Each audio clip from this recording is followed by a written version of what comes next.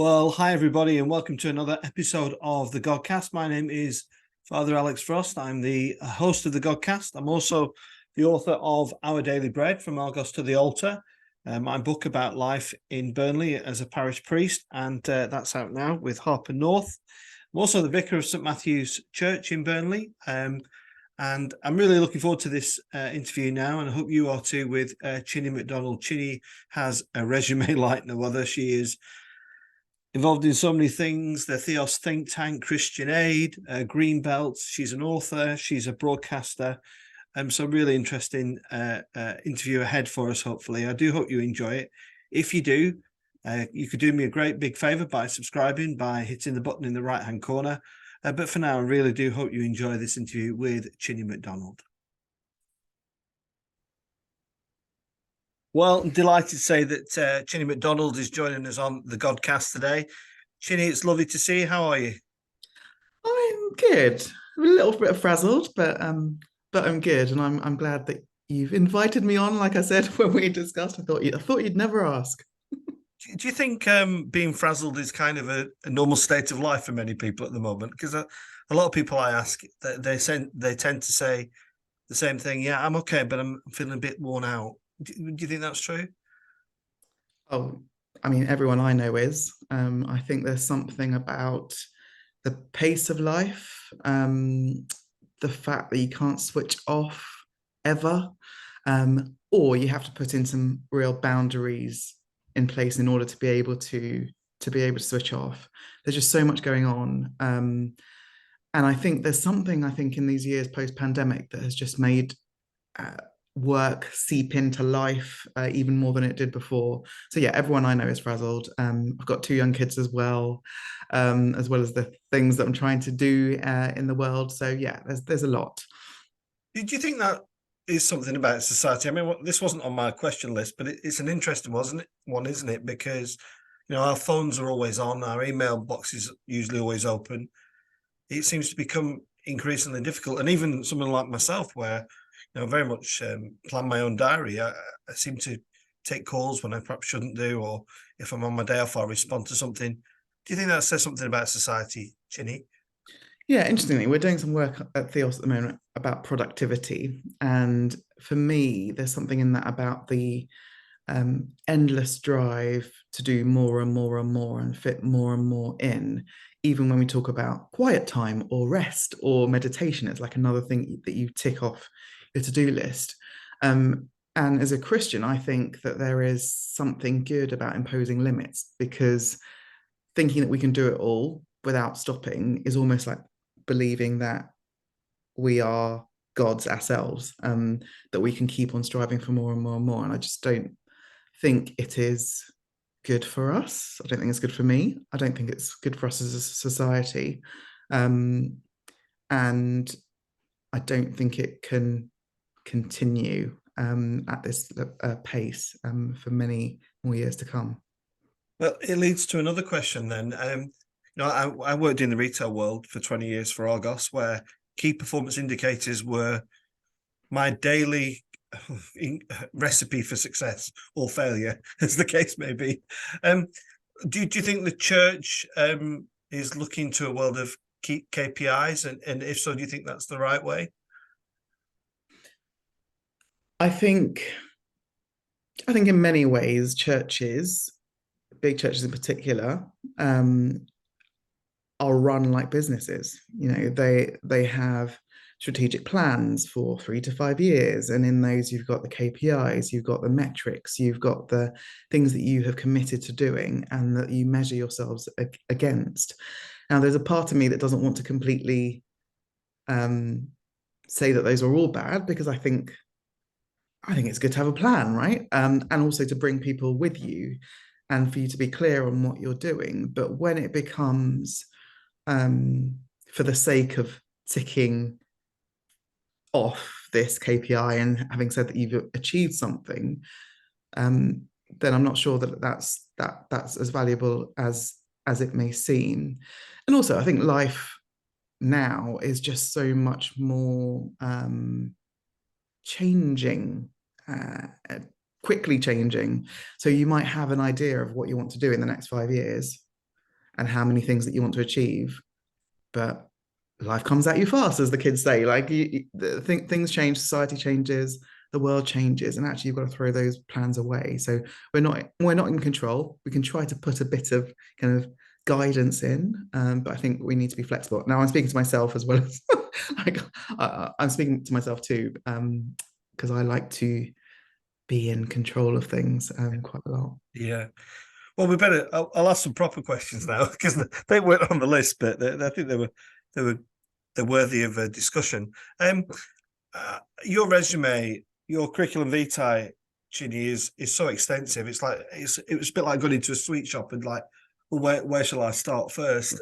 But I was keen to know what life was like for you as a young girl moving to the UK. As a boy, I moved from London to Lancashire. I was quite an anxious child for quite a while. I was wondering how you settled in the UK. Was it quite a natural change for you or not?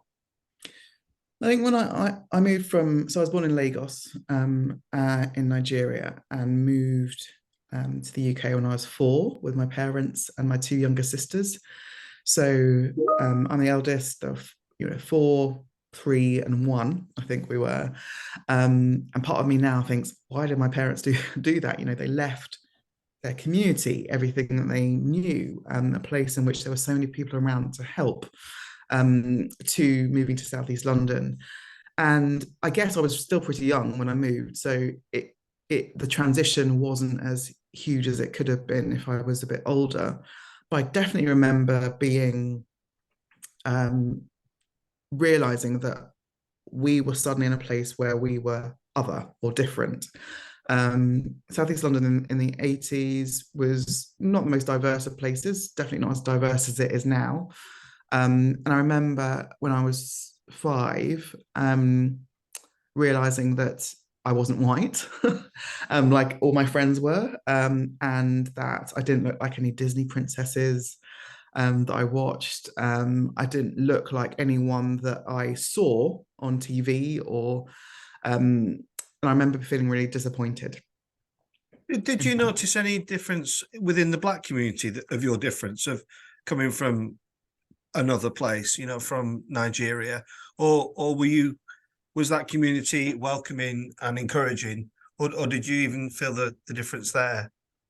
Well, we spent most of our time in white majority spaces. When I was a child, school, the churches that we went to were mainly white.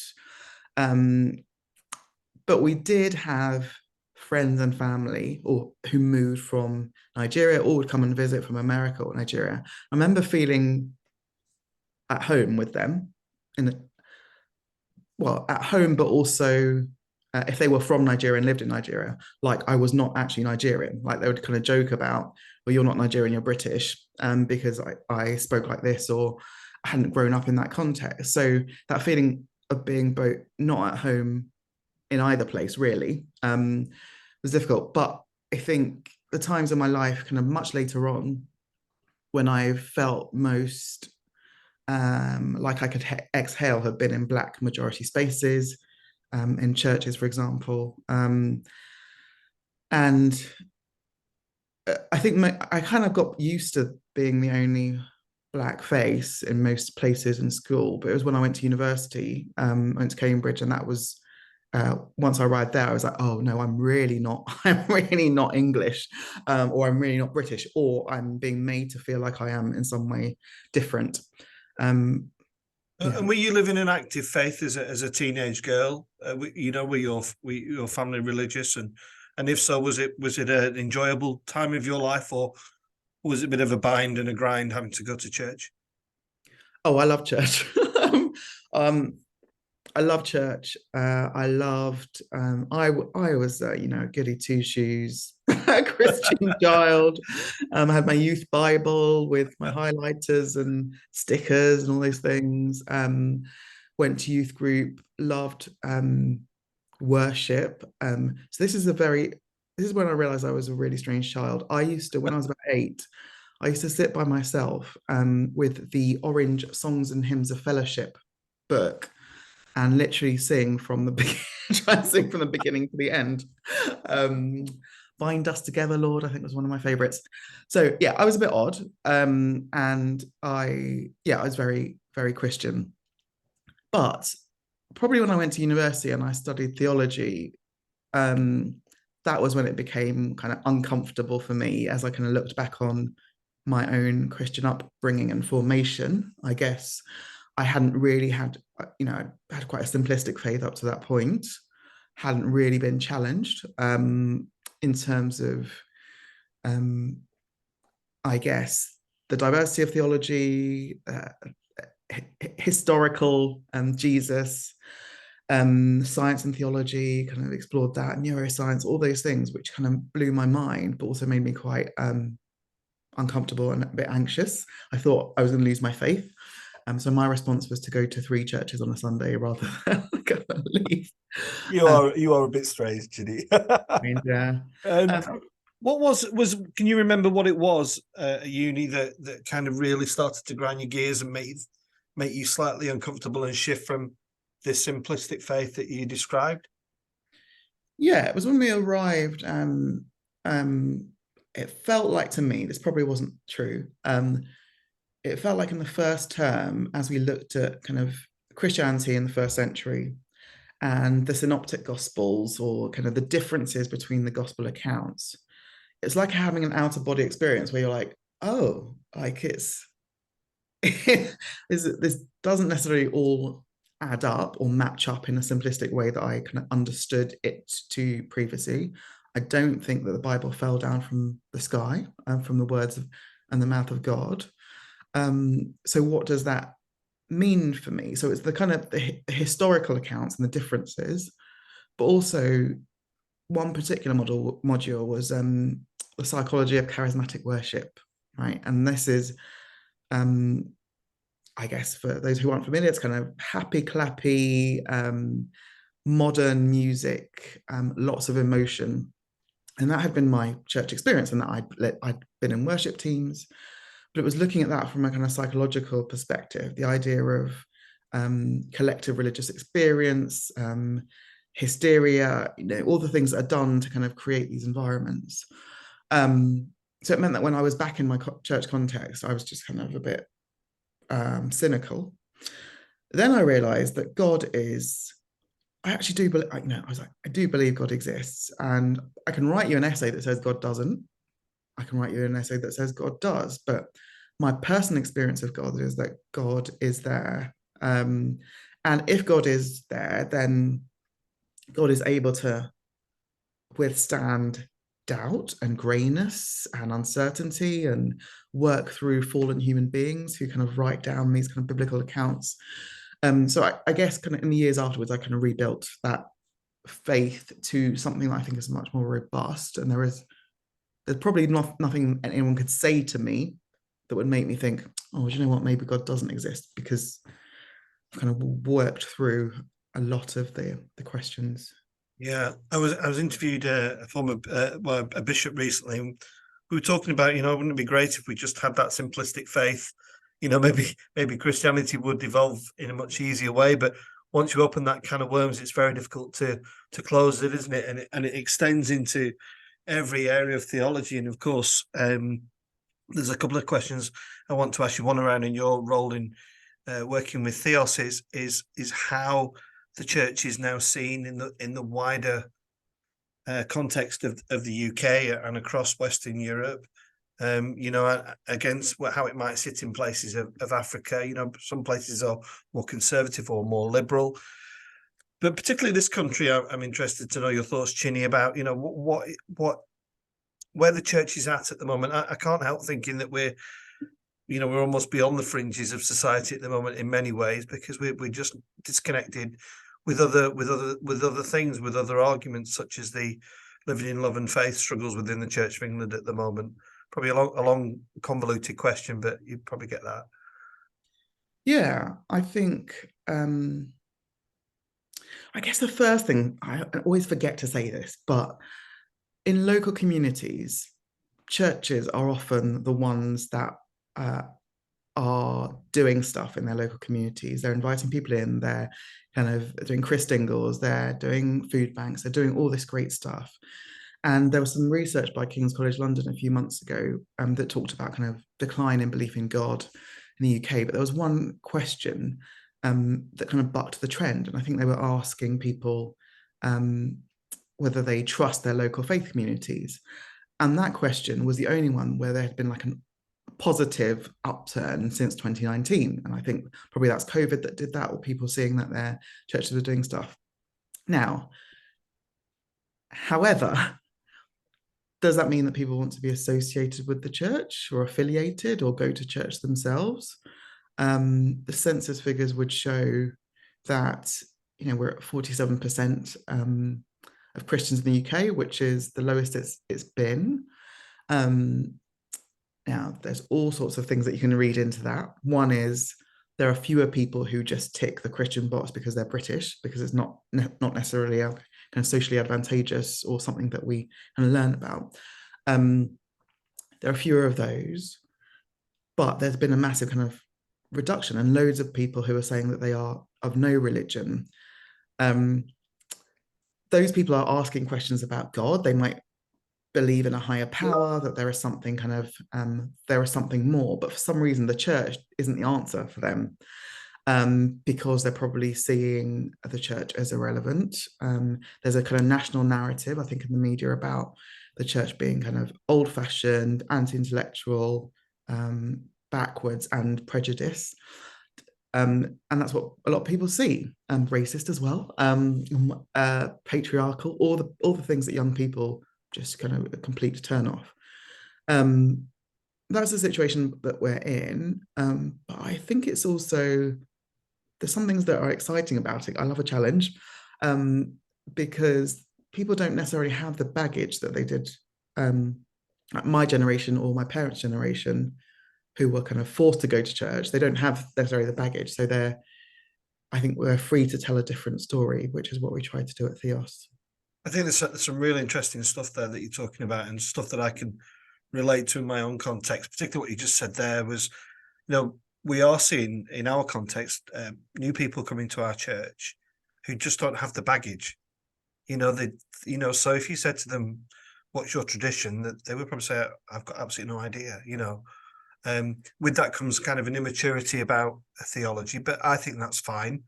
I think I like to empower our congregation to be helped in working it out, but not being told how to work it out. I think that's a good starting point.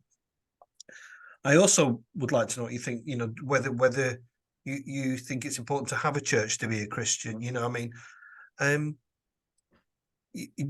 recent times, being on General Synod and listening to the debates, I constantly remind myself that it's Jesus that I'm working for. It's Jesus that's important to me, and the institution is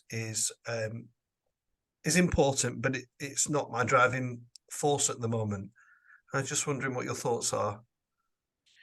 It is such an interesting question that I've been thinking about this week in particular, because I spoke at a conference about our report, Theos report on the non-religious.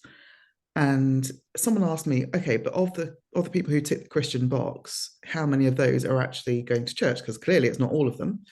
And I realized that my closest friends who are Christians, like really, really Christian, a lot of them don't go to church. And why is that? It might be because they've been disillusioned or hurt in the past. It might be because it's really hard to find a church that is exactly what you want, where you want. But they are the people that I would pray with or ask to pray with me. In some ways, I think, yes, it is Jesus that we're about, and you don't have to be part of a church. I choose to be part of a church because I feel like I need an anchor. Doesn't mean the churches that I've been to and have been part of have been perfect, but I felt part of a community.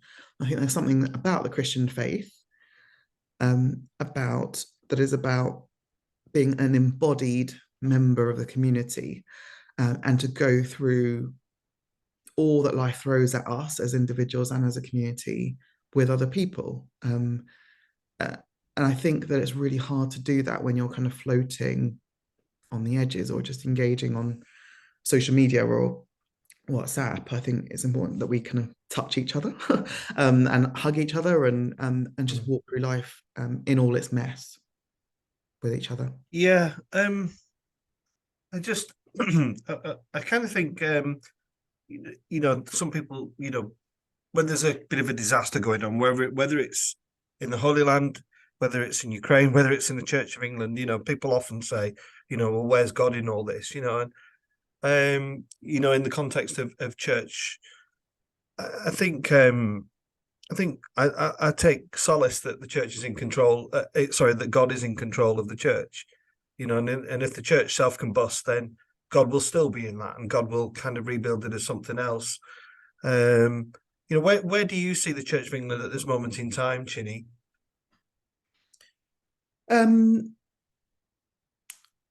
I feel like it's at a crossroads. Now, a lot of people think I'm Anglican because I hang out with Anglicans a lot and speak to Anglicans a lot. Actually, I'm not.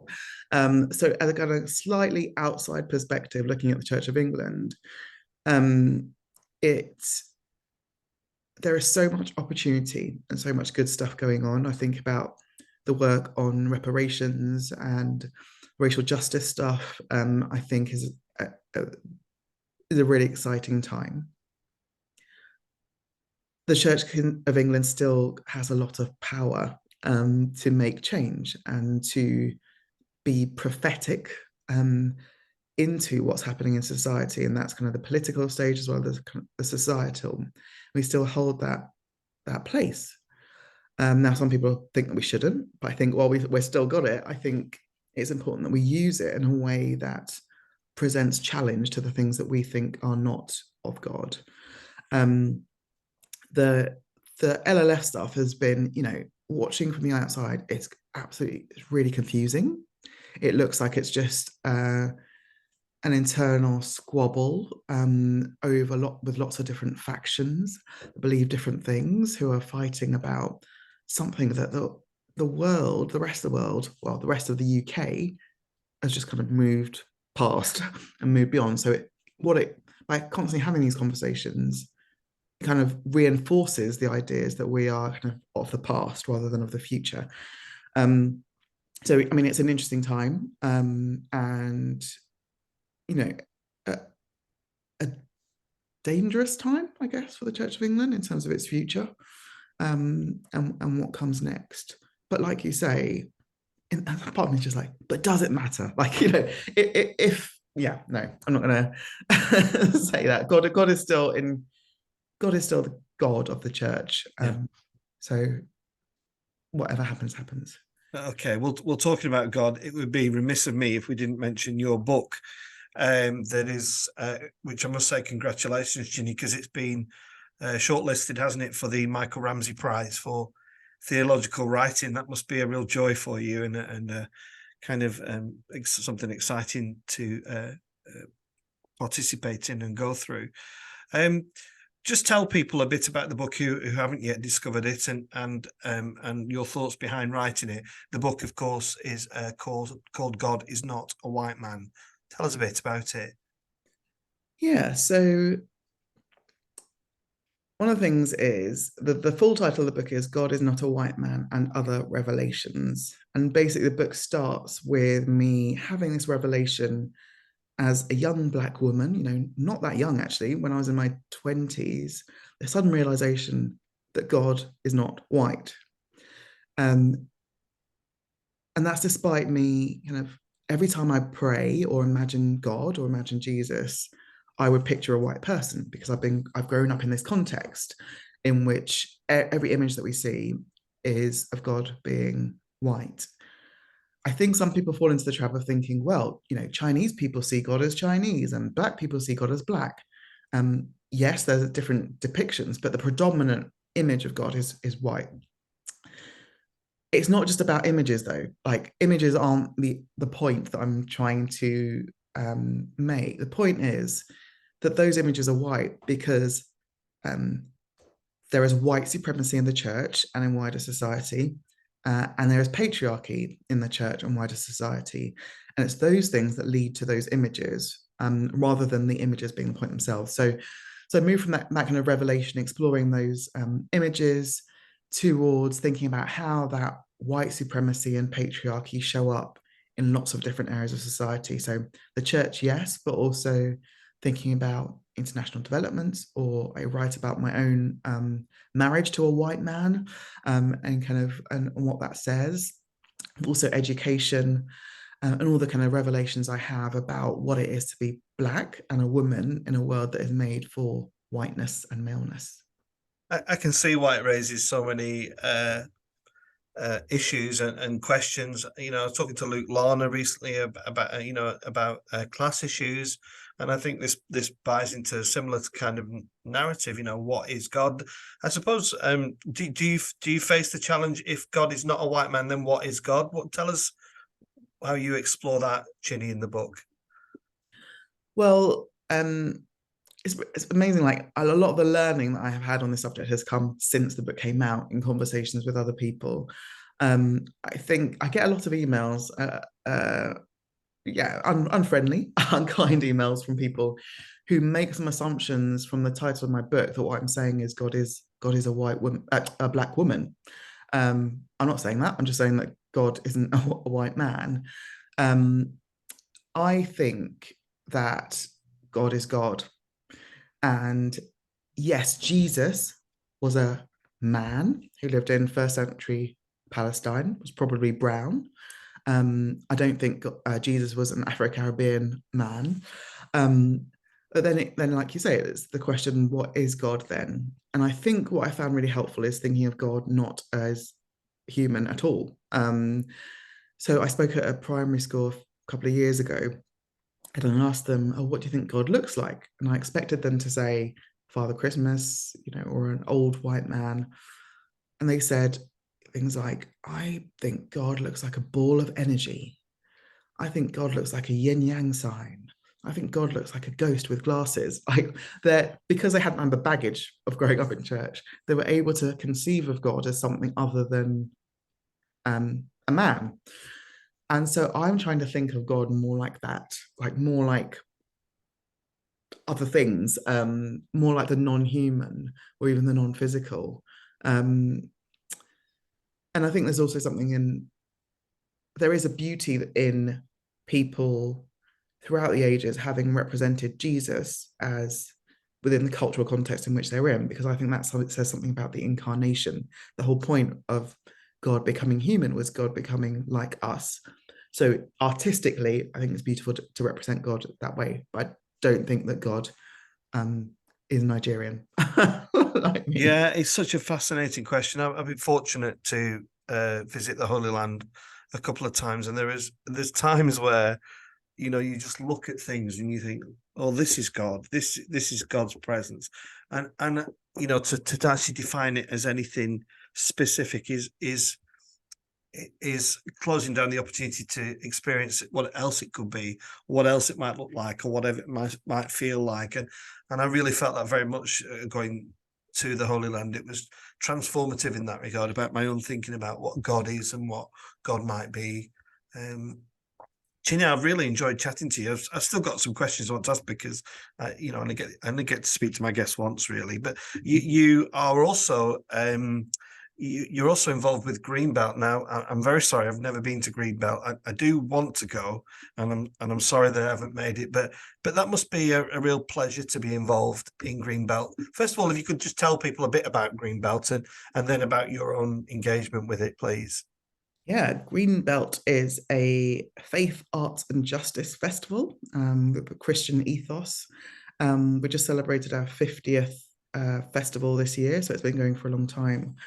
And it's got all sorts there. So kind of if you think about, I don't know if you're familiar with Latitude Festival, but with a kind of Christian twist or a faith, arts, and justicey twist. It's got talks from really amazing people. So we had like Gordon Brown this year. We've had Pussy Riot in the past. We've had K Tempest performing. But also there's kind of within that, there's also kind of goth Eucharist, or there's kind of out at Greenbelt, so kind of LGBTQ presence there as well. I have been going for the past 12 years. I haven't missed one. And when we talked earlier about my kind of, I guess, my faith journey, I think Greenbelt has been a big part of my faith formation in the past decade or so, because I walked into Greenbelt for the first time, having not heard of it before. I kind of got a press pass, I think, to go. I remember arriving and just thinking, oh, right, these are my people. These are the people who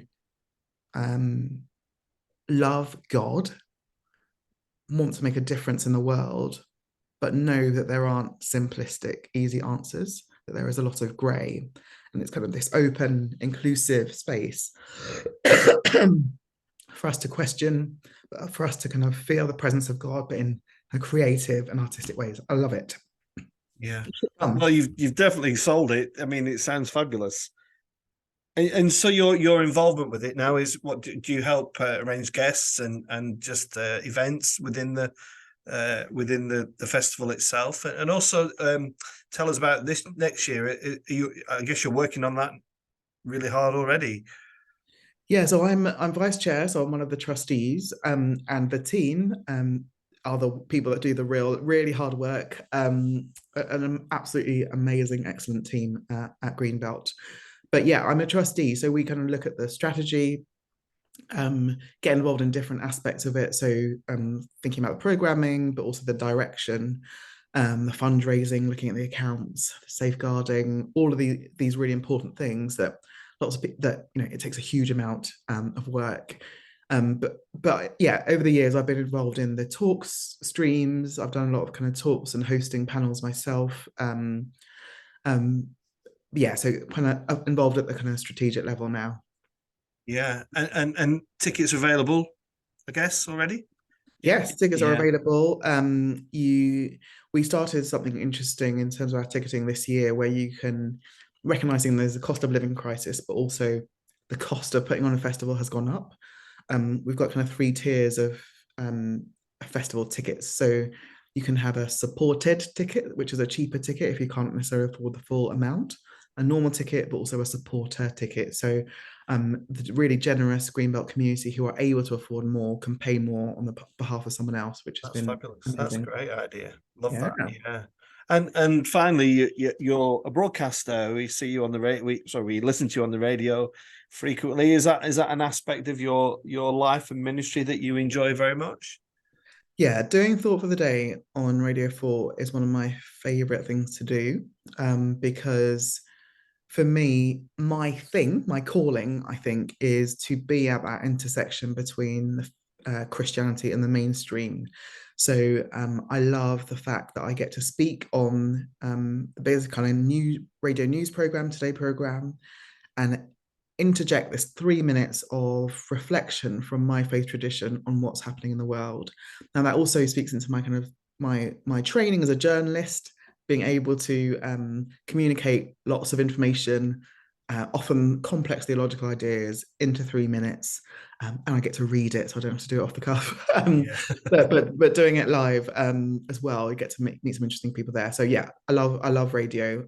I love and I love Thought for the Day. It's a real honor to do it. Yeah, I think it's a real privilege. Even through the Godcast, which doesn't get anywhere near the listenership that national radio does, but being able to connect with the world beyond the four walls of where you are is a real privilege, and I've recognised that through the Godcast that people, even if it's just one person who's not had a faith connection, who gets in touch and said, I watched this podcast or this Godcast with Chine, and it's made me think it's worth doing, isn't it? Yeah, and I think, just to say, not to butter you up, but it's just amazing to see this, the range of guests that you've got on. It's not just Christians, it's interesting people that other people would want to hear from. So just well done to you for doing it. Thanks, Chine. Thank you for having me on. Well, it's been a real pleasure. What's plans now? Have you done your Christmas shopping? Are you all set? Or are you going to be one of those people running down the high street at 4:30 on Christmas Eve? Well, I think both. So I've got one side of my family who are very keen on kind of things being done early. So I've actually given some Christmas presents over the weekend. But for the things that can wait till last minute, they probably will. But yeah, we all need a bit of joy, so I don't mind Christmas coming early this year. Fabulous. Well, thanks ever so much, Chine. I really encourage people to go and check out Chine's book, and as we've said, you can find her on Radio 4 and check out her website, and she's on Twitter, and it's been great. Chine, thanks so much.